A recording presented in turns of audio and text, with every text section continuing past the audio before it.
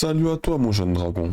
Dans cette vidéo, je vais te partager l'intégralité de mon GDD du jeu que j'ai développé, j'ai nommé Draka Game Rogue Mage Survivor. Oui, je sais, j'ai fait un long titre. D'ailleurs, dans ce jeu, il y aura un mode d'histoire, un peu à la Dragon Quest, Zelda, bref, tu connais les bails. Comme un bon jeu RPG à l'ancienne. Bon, assez blablaté et passons à la vidéo. Mais juste avant, démarre l'intro Draka.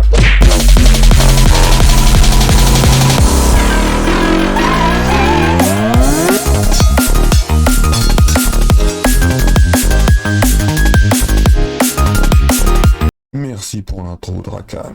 Pour commencer, mon inspiration de base est Vampire Survivor. D'ailleurs, j'ai fait une vidéo analyse, donc je te laisse checker ça si jamais t'es intéressé. Puis, je suis allé piocher dans d'autres jeux qui proposent le même style de gameplay. Surtout les versions mobiles, vu que je veux faire aussi un jeu mobile. Juste avant que mes aspirations au niveau du gameplay soient au clair, je me penche tout d'abord sur les scénarios. En gros, la partie histoire du jeu. Pour ça, je me suis inspiré de Harry Potter et d'autres jeux RPG old school comme Dragon Quest, car c'est le jeu que j'ai beaucoup joué quand j'étais petit, et Pokémon, tout ça. Bref, laisse-moi te raconter l'histoire de mon jeu. C'est l'histoire d'un jeune Drakan âgé de 11 ans. Il vit seul dans une maison abandonnée sans savoir qui sont ses parents. Puis un jour, il reçoit une lettre magique de l'école Sorcemia qui dit qu'il est en fait un sorcier et en même temps annonce que Drakan est accepté dans cette grande école. À son arrivée à Sorcemia, il apprend qu'il existe 3 royaumes. Le royaume du feu, le royaume de foudre et le royaume de l'eau.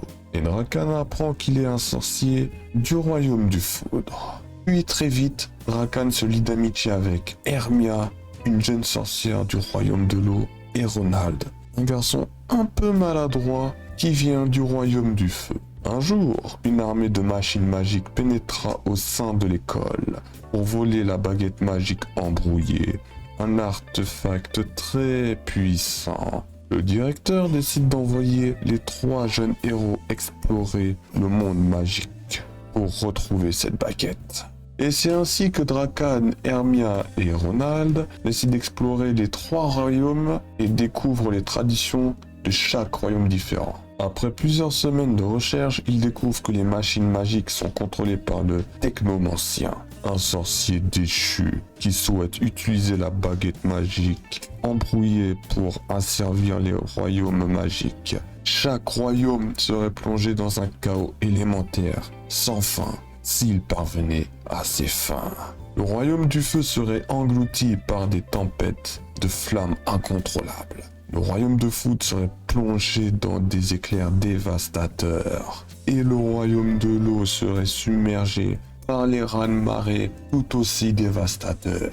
Les amis unissent leurs forces en combinant les pouvoirs du royaume du feu, foudre et de l'eau pour contrer les machines magiques et le Technomancien. Après plusieurs heures, les 3 héros parviennent à affronter le Technomancien et à récupérer la baguette magique embrouillée. Cependant, le Technomancien, dans un dernier soupir, il révèle à Drakan qu'il connaît ses parents. Il laisse sous-entendre qu'il détient des informations importantes sur leur disparition et promet de tout révéler à condition qu'il lui remet la baguette magique embrouillée. Drakan est déchiré et se pose plusieurs questions. Et après moult réflexions, il décide quand même de protéger l'artefact. Et une fois de plus, les amis unissent leurs forces pour mettre fin au Technomancien une bonne fois pour toutes. Puis en rentrant à l'école de Sorcemia, les 3 amis sont traités comme des héros et c'est ainsi qu'il s'achève la saison 1 de Draka Game Rogue Mage Survivor. Et voilà pour l'histoire du jeu.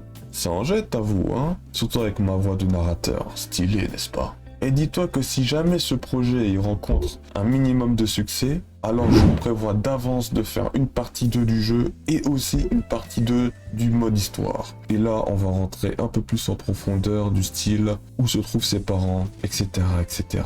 Mais bon, ça c'est pour après, pour l'instant, on est à la saison 1, on va dire.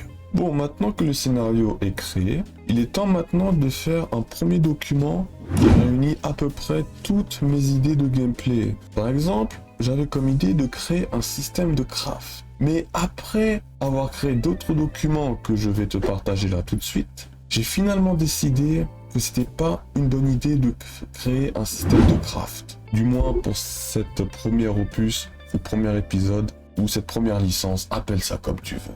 Et c'est là qu'on va rentrer dans le deuxième document, liste d'ennemis. Oh, tu verras, il y en a beaucoup. Ici, j'ai commencé à créer une petite liste d'ennemis comme les gluants, robots gluants, les sphères, les ceci, les cela. Voilà. De toute façon, tu as la liste devant toi. Puis, une fois que j'ai fait les noms, je crée les stats. L'attaque, la vie et la défense. Et tous ces petits détails qui fait que la difficulté sera ajustée au niveau du code. Aussi, comme tu peux le voir à droite du document, j'ai mis quelques notes. Par exemple, les stats d'un gluant avec une aura bleue se voient doublées. En gros, dès qu'un monstre a une aura bleue, un peu comme dans Vampire Survivor, et ben les stats que j'ai notés au document à gauche, ils sont automatiquement doublés. Et ça, c'est quelque chose que je vais ajouter dans mon code quand je vais me mettre à programmer. Puis, il s'en va de même pour leur taille, car il y a des gluants version géant. Mais bref, tout ça, je dirai ça en détail dans l'épisode prochain du devlog. Maintenant, regardons le troisième document de mon GDD.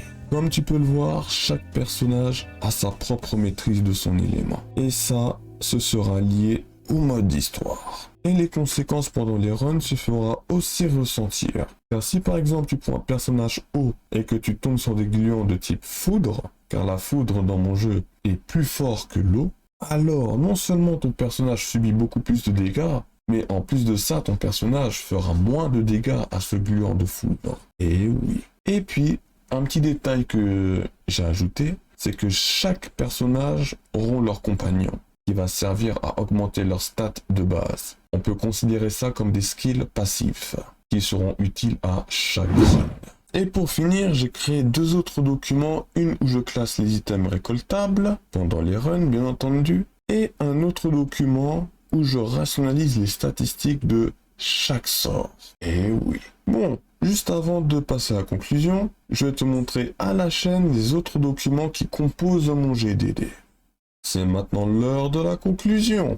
Bon, on a fait le grand tour de mon GDD. Comme tu peux le voir, j'ai segmenté mon GDD en plusieurs documents. Cela me permet de vite m'y retrouver. Comme ça, si par exemple, j'ai envie de savoir quelque chose sur les ennemis, ou alors que j'ai un trou de mémoire de qu'est-ce qui fait déjà cet ennemi, alors je me replonge sur mon GDD et je cherche LST ennemis qui montre la liste d'ennemis. Et oui. Bref, sur ce, si cette vidéo t'a plu, je te laisse à me laisser ton plus gros like et à t'abonner pour être au courant de mes prochaines vidéos.